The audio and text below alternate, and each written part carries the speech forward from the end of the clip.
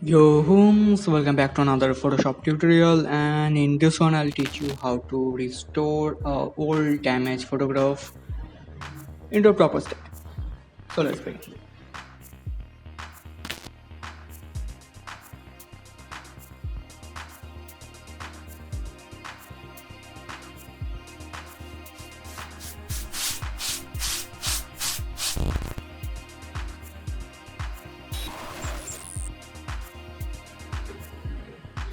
Now there are three steps of restoring a photograph, which is I'm pretty sure is the analog one, which is why it got damaged through wear and tear and the weather.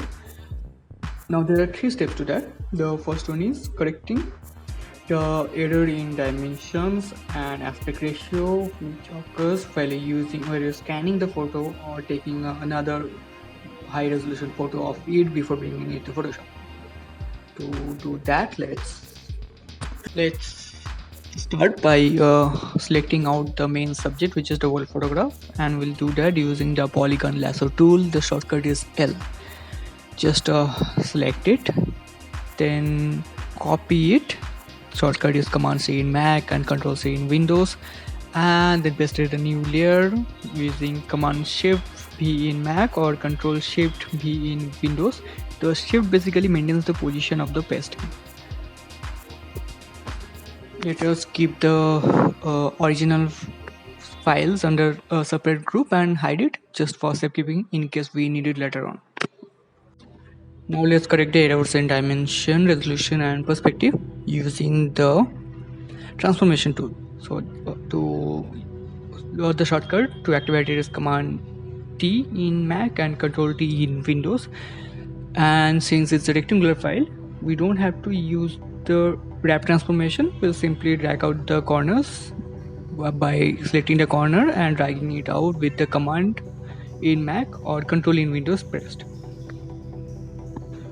This completes the first step. Now let's move on to the second step, which is correcting the damages the photograph has gone through over the time period. Let's start with the skin, and we'll do it by creating a separate layer for the correction. This will give us more control, and in case something goes wrong, we'll have the original layer and other layers intact. The shortcut for creating a new layer is Command Shift N in Mac and Control Shift N in Windows. And to make the corrections, the generally used tool is the stamp tool and the clone tool, but I feel like they don't have enough the precise control we need, so I prefer using the combination of brush tool and eyedropper tool. So the shortcut for paintbrush is B and the shortcut for eyedropper is I. We'll start by finding the damages. So the first one we're doing here is correcting the white spots over the skin, and the process is selecting the color right beside the spot with the eyedropper tool, and then using the brush tool to fill the white layer. This way we maintain the overall texture of the image while removing the errors in it, making the correction look more natural. So let's continue with the process while the skin is completed.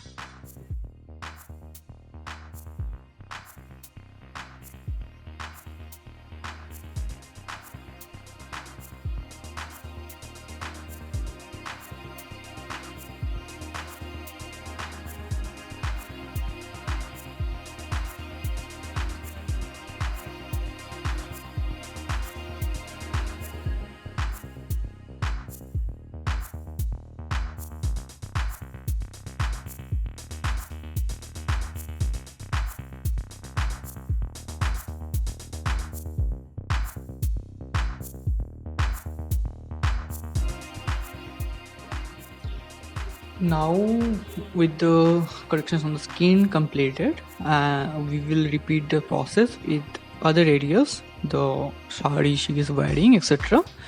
Now there's a shortcut for broad areas, for example, which is very useful in backgrounds and especially and other areas where there is not much precise difference in the overall texture. The shortcut is to select a broad area which doesn't has the damage. the common tools are basically the polygon lasso tool or the selection tool. The shortcut for polygon lasso is L and the rectangular selection is M. We copy that section of the layer and paste it in a new layer, and then bring it over to the area which has damage, and then use the eraser tool to smoothen out the edges so that it looks more seamless, and then copy and paste the corrected version over the damaged area, and repeat the same process with the rest of the places wherever it works. When it doesn't work, we'll follow the combination of brush and eyedropper tool again.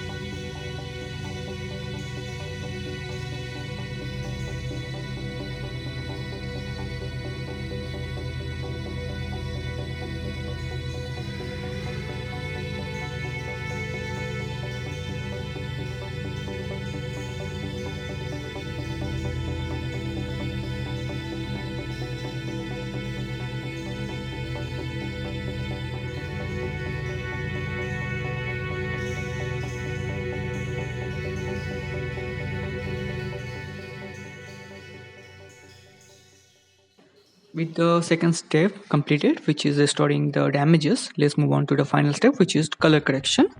As you can see, the wall photo, just like any other one, has completely faded out and we need to restore the color.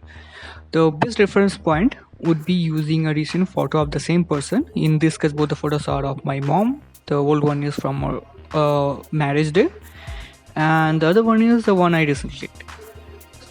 And since they are the same person, this is the best reference points. And if that is not the case, you can use some other photo of another person with relative color similarities in skin, dress, background, etc. Now with the reference point, we'll start with the basic adjustments, which is adjusting the curves and hue and saturation to balance out the reverse effects of yellowing over edges, the fading out, etc. And once we are at a satisfactory level on that, we'll move on to the coloring process. For the coloring process, we will create separate layers for each section of color dividing by the hue. For example, we'll have one for the skin, one for the sari, one for the background, although we can skip the background since that is not important. And for each color, let's say for the skin we're currently working on, we'll set the blending mode to color. With this, what will happen is whatever color we put on will be used to color the layer just below it. Hence, we will be able to use the shadows and lights and highlights of the original photo, and we don't have to recreate them on our own. And for selecting the color, we can simply pick the right color from our reference photo with the eyedropper tool, which is I. And we'll use the brush tool to color it out, and we'll erase out the parts we don't need that color. For example, the eye, the bridal makeup, the bindi, etc. And we will repeat the same process with all the other parts of the photo. We'll pick color from the reference photo, create a layer for it, remove the parts we don't need that color to be on, and complete the last step.